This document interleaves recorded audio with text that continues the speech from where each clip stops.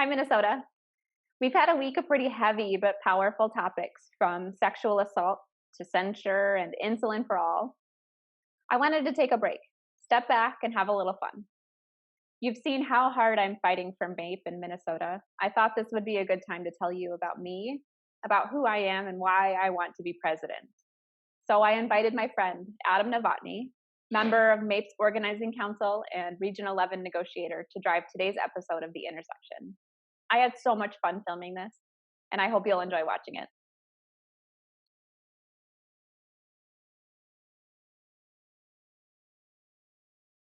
Hi, Adam. Hi, morning. How are you?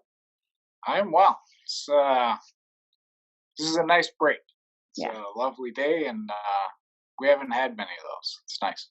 That's true. Thanks for spending some of your weekend time with me. I appreciate it. So I hear you have some questions for me. Should we just jump right in? Sure. Cool. So I'll just briefly introduce myself. My name is Adam Novotny. I work for the Minnesota Department of Corrections. I am at the central office, which is in downtown St. Paul. That's local 1101. I was the regional negotiator for Region 11. I'm currently on the Organizing Council as well. So yeah, I just have a couple questions for you, Megan, regarding your candidacy, a bit more about who you are, just so folks can get to know you a little bit better. Sounds great. You can plug it out. So Plug it. question is how does one become a demographer? Was it sort of the data that you get, or maybe the story that data tells that kind of drew you rather to the work of a demographer? Yeah, that's a great question. So I have to go, when I tell this story, I have to go like way back. I grew up in Michigan. I'm not a Minnesotan. I grew up in Michigan, and between 2000 and 2010, Michigan was the only state in the country to lose population. So I think that my introduction to demography started a lot earlier in my life than I realized, having seen a lot of people leave the state for other places in the country. And then I became one of those people. I moved from Kalamazoo, Michigan to Miami, Florida. And I attended the University of Miami, where I studied philosophy, metaphysics. That was a big city, and it was a big change for a small town girl like myself. So I left Miami, I left the country. I went to live in South Africa for a little while. And when I came back, I went up to Florida State in Tallahassee, Florida, to finish my second bachelor's degree in international affairs. As I was finishing that degree, I decided that I was going to go to law school because I was unsure of what I wanted to do. And in my last semester, I got an email from the College of Social Sciences at Florida State, letting people know about the demography program, like, check it out, see what you think. And jumping back to Michigan, I am from like a family of people who are really good at math. My uncle, my mom's brother, was the head of the math department at my high school for 33 years. My mom is a math whiz, and so naturally I repelled it for as long as I could. But I did check out the demography program, and I took demography like 101 while I was still an undergrad, and I absolutely fell in love with it. It's math, but it's applied math, and I love people, and I love to turn them into numbers and kind of predict what the people will do in the future. So yeah, I entered the master's program. I finished in a year, and I never looked back, ever. So in between that time, I also lived in Italy, in Florence. I did a study abroad program. Came back to Florida, and I got my first professional job down in Miami as an applied demographer. But I really wanted to work in public service. I wanted to work for one of the state demographers, one of the 50 state demographers around the country. And I wanted to do the forecasting side, like looking into the future. Available, there's one of those people in every state. So available jobs when I was ready to move into that position were either Arizona or Minnesota. And I'm very fair-skinned, so I had enough of the sunshine, and I wanted to come back to the Midwest. So I came here to Minnesota to work for our state demographer, Susan Brower, and I've been working for her since 2012. Great. Yeah, so we kind of went the other way. I was also, one of my majors was philosophy, and I avoided formal reasoning to a severe degree, such that my only formal reasoning for my bachelor's degree was a logic course, which fit into philosophy. So I got to double count that as a major course and a formal reasoning, which got me out of real math. Nice. I love symbolic logic. Yeah, it's great. Mm-hmm. So law school, master's degree, study abroad. How did you decide to end up in state service working for the government? And I know you said it was kind of between Arizona and Minnesota, aside from Minnesota being obviously better than Arizona. Absolutely. Why did you decide to enter state service, and specifically in Minnesota, being as traveled as you are? Yeah, so when I was in Miami, I was working for a private sector market research firm that was developing their own estimates and projections, demographic estimates and projections. There's no, from my perspective, there's no integrity to the data or the methods to produce that data. If it doesn't look right for some reason, you can just simply remove people from that variable to make it look like what you think it should look like. And that doesn't sit well with me. I, as a person, value transparency above most things in life. I think it's one of the most important things that from a foundationary perspective. And so state service as a demographer, our mission is to be as transparent as possible. I want all of my data sets to be easily replicable by other people. I want this, the data that I create as a senior demographer is used by all of the other state agencies. It's used to plan for infrastructure for schools, waste management around the state, public and private sector. And I wanted to go where I could be the most transparent about the data that I was creating so that the people who were planning this stuff had the best resource available. Yeah. I don't think John Q. Public has a great idea of what demographers really do, and what the numbers that they get turn into, and how that works in a planning sense. So that's kind of how you got into demography and in Minnesota. How did you first get involved in MAPE activities? I know it's usually somebody asks you, or you get voluntold to do something and you just kind of go with it. So how exactly did that happen for you?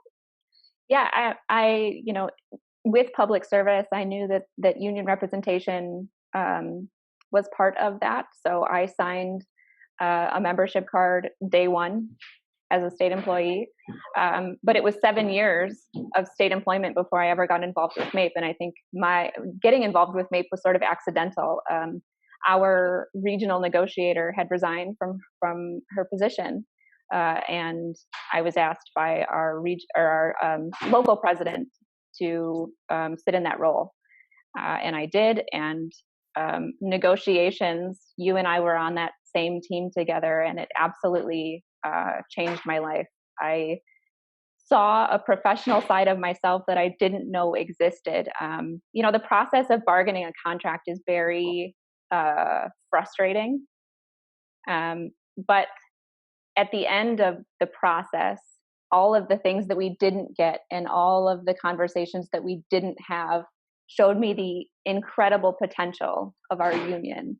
And so after that was done, I was offered an appointment on our political council. And I think I've just been exponentially getting more and more involved as I see the ways that we can become stronger and more integrated in our community.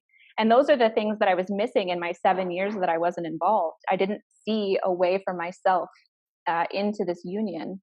And as soon as I started to dig a little bit deeper, it's just, I mean, it's part of me now. Yeah, yeah. So, for me, going into negotiations, I definitely didn't go in eyes wide open. I was probably kind of in the crowd where, there's like a witty back and forth, and if we just like say the right thing in the right way, then they'll give us what we want. The reality of bargaining is very different from that, and that's an idea with a willing partner on the other side. And management certainly is not always a willing partner when it comes to that process. So yeah, regarding the negotiations piece, it was a difficult bargaining round. Going through that process, what do you think worked for us, and what do you think we could improve going forward? I had to mute there because my kids were screaming in the background, but it's a very dysfunctional process at this point, and I think that's been years of degradation of our contract language in favor of management, which is very frustrating. I think what works for us is that it brings together a regional representative from all of the different parts of the state that MAPE has presence, which is all of it. So we have, we have 21 regions of people that come and sit together. And MAPE, I think, is a little bit siloed in that we have our local meetings, but there's not much from my perspective of reach between the locals or the regions. And that was one opportunity for us to all sit together and say, what's the main issue in your region? What's the main issue in your region? And it felt like a very cohesive group of people. We had, I think, a really great amount of solidarity through the process. But, there's parts of it that don't work. There's parts of it that work in the favor of management. And I think that is really the purpose of a labor organization, is to be checking the power of management. And that's what we need to get better at. A couple of ideas that I have for the negotiations process is to align better with the state budget. Another function of my job as a demographer in producing this projections data is that provides the denominator for our state economist to talk with the governor and plan the budget. And right now, the money that's allocated to state employees is done without state employee perspective, or without state employees being part of the conversation. So, anything that we bargain has already been decided for us. So we need to be part of the conversation. We need to be in alignment with the state budget. I think the idea of push week is a little antiquated at this point, given that the scales of power have tipped so far in management's favor. It's really an opportunity for management, as we saw, Adam, for management to sit across the table from us and say no repeatedly until we run out of time. And that doesn't work. And I saw that very clearly with the St. Paul teachers.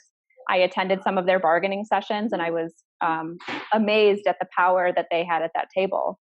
When the superintendent refused to engage in good faith bargaining with the St. Paul teachers, it ultimately resulted in a strike that built their power.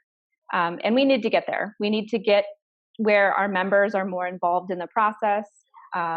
We had a lot of transparency on this past bargaining team, which I like, but I think we could open it up maybe even a little bit more. I would like to see that too. So there's some things that work with the solidarity. I think, yeah, go ahead. Yeah, I think that, we did have, we had a lot of member involvement, member engagement in this round of negotiations. I think that was really important. And, I think that's great for that group to really plug in and feel like they still have the finger on the pulse of what membership wants from a contract. So constantly going back and getting that feedback, I thought was really helpful.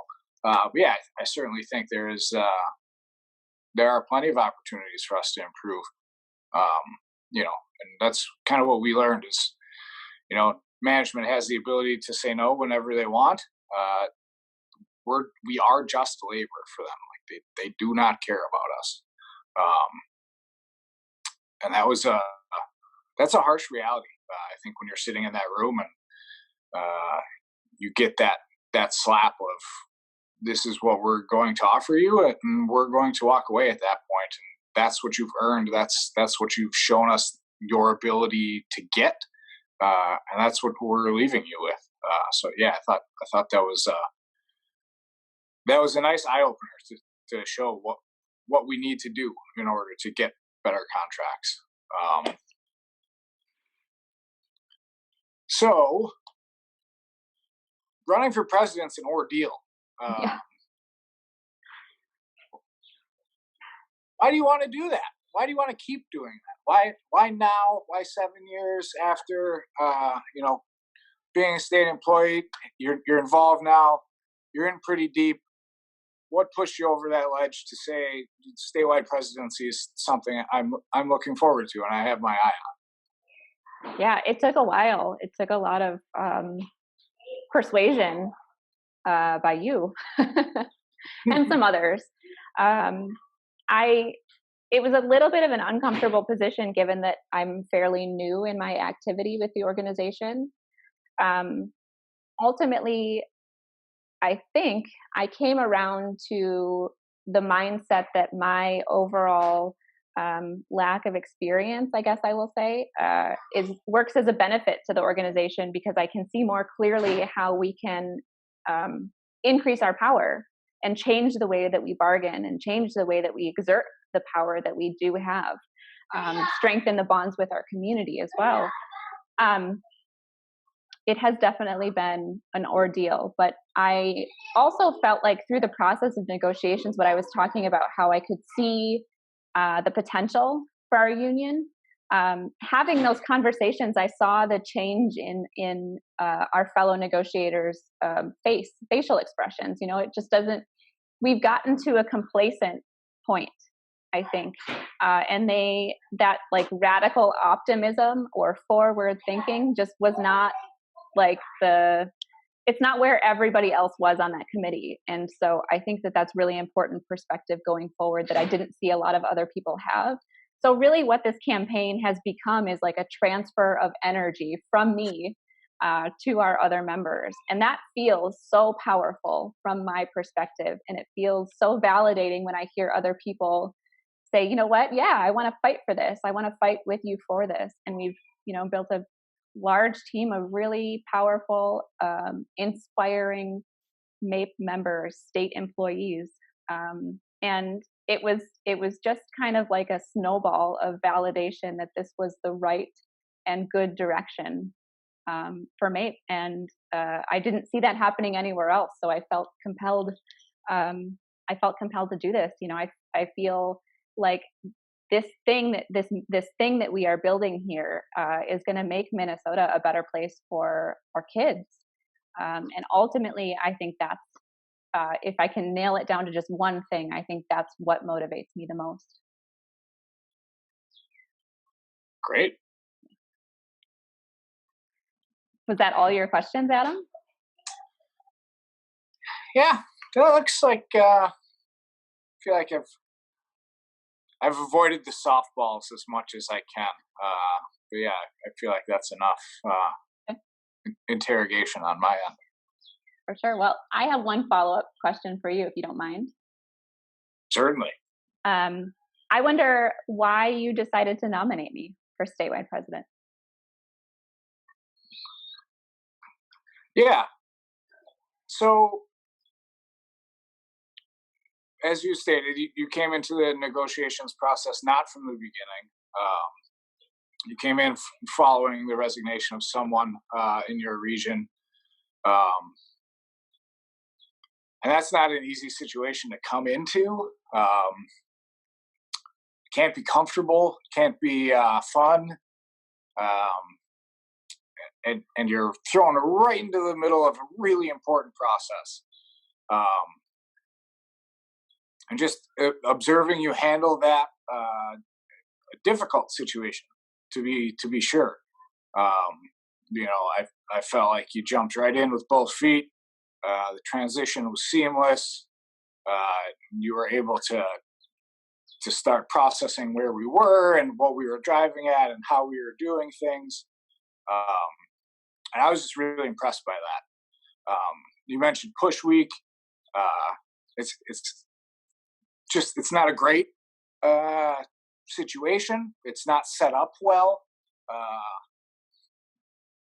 Management has a lot of advantages there, and it's a stressful week. It's a challenging week, um, and the negotiations team was a really good team. I thought we worked really well together.